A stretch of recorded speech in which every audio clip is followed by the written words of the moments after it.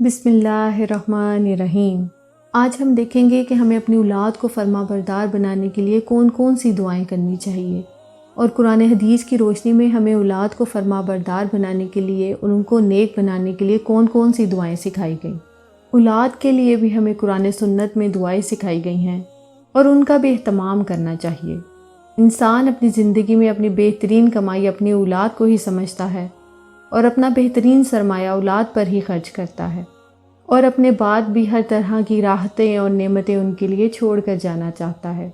لیکن اگر اولاد نیک ہو تو وہ والدین کے لیے صدقہ جاریہ بنتی ہے، اور والدین کے خون پسینے کی کمائی کو ان کی زندگی میں بھی اور ان کے بعد بھی بہترین طریقے سے استعمال کرتی ہے۔ لیکن اگر اولاد بگڑی ہوئی ہے تو زندگی میں بھی انسان کے لیے اذیت اور عذاب ہے، اور بعد میں بھی اس کے مال کو ضائع کرنے والی ہوتی ہے اور اس کے لیے بدنامی کا سبب بنتی ہے۔ اس لیے خصوصی طور پر اولاد کے لیے دعائیں کرتے رہنا چاہیے۔ نبی کریم صلی اللہ علیہ وآلہ وسلم نے فرمایا، 3 قسم کے لوگوں کی دعائیں قبول ہوتی ہے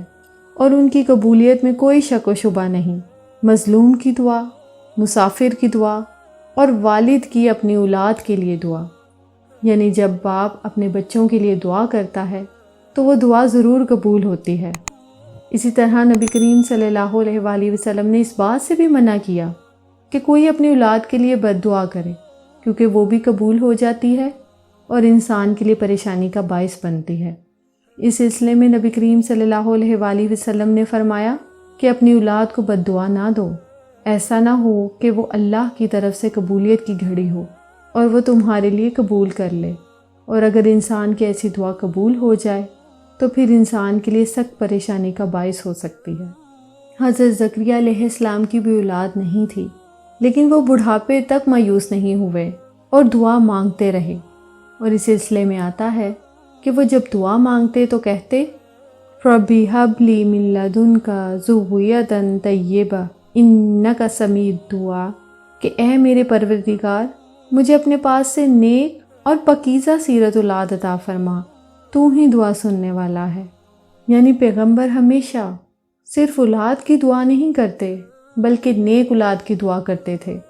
اولاد کا ہونا اللہ سبحانہ وتعالیٰ کا ایک بہت بڑا انعام اور بندے پر بہت بڑا احسان ہے۔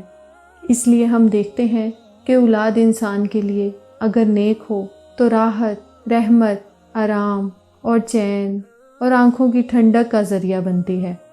نبی کریم صلی اللہ علیہ وآلہ وسلم حضرت حسن اور حضرت حسین کو اپنے پھول کہا کرتے تھے اور کہتے تھے کہ یہ میری دنیا کے پھول ہیں۔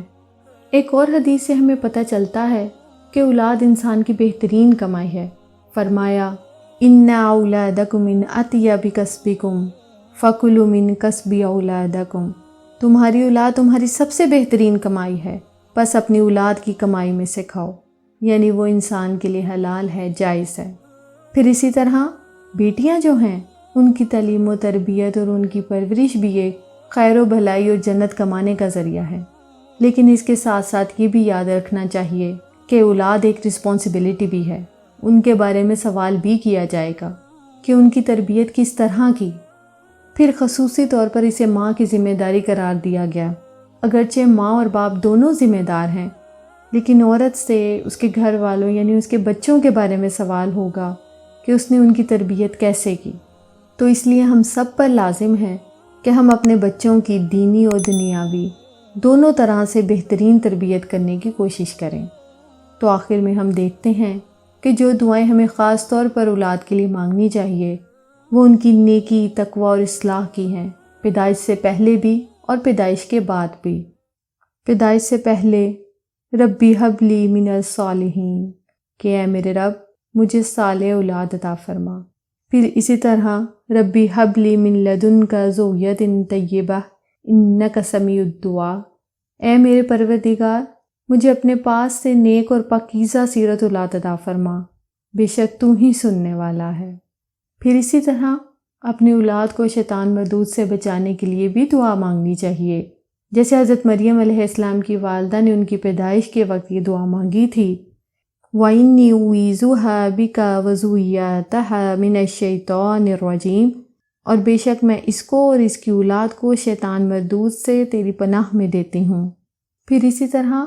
ایسی اولاد مانگنی چاہیے کہ جو انسان کی لیگیسی کو آگے لے کے چل سکے اور اس کے علمی ورثے کو سنبھالنے والی ہو، جیسے زکریہ علیہ السلام نے دعا کی تھی۔ پھر اسی طرح اولاد کو اللہ تعالیٰ کے راستے میں قبول ہونے کی بھی دعا کرنی چاہیے، جیسے حضرت مریم کی والدہ نے ان کے لیے دعا کی تھی، ربی انی نذرت لک ما فی بطنی محررا فتقبل منی انک انت السمیع العلیم، کہ اے میرے رب، بے شک میں نے تیرے لیے اس کی نظر مانی ہے جو میرے پیٹ میں ہے کہ آزاد چھوڑ دوں گی، سو مجھ سے قبول فرما، بے شک تو سب کچھ سننے اور جاننے والا ہے۔ اسی طرح حضرت ابراہیم علیہ السلام نے اپنی اولاد کے کھانے میں برکت کی دعا کی، اللہم بارک لہم فی اللحم والماء، اے اللہ ان کے گوشت اور پانی میں برکت نازل فرما۔ پھر اسی طرح اولاد کی فرما برداری کی بھی دعا کرنی چاہیے، ربنا وجعلنا مسلمین لک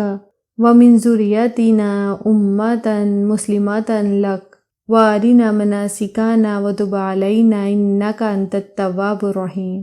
اے ہمارے پروردگار، ہم دونوں کو اپنا فرما بردار بنا لے اور ہماری اولاد میں سے ایک جماعت پیدا کر جو تیری فرما بردار ہو، اور ہمیں اپنی عبادت کے طریقے بتلا اور ہماری توبہ قبول فرما، بے شک تو بڑا توبہ قبول کرنے والا اور نہایت رحم فرمانے والا ہے۔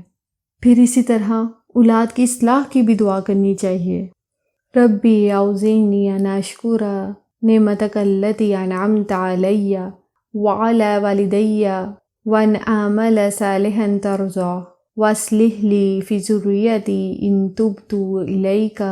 وانی من المسلمین،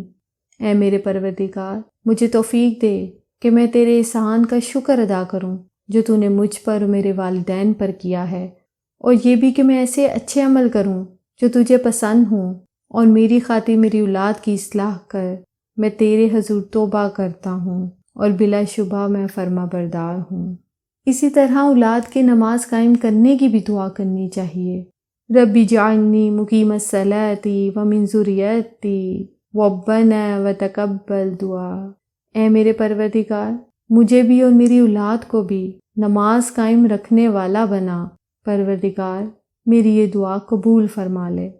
تو یہ سب دعائیں ہمیں اپنی اولاد کے حق میں مانگتے رہنا چاہیے۔ اللہ تعالیٰ ہماری اولاد کو نیک اور فرما بردار بنائے اور ہم سب کے لیے صدقہ جاریہ بنائے،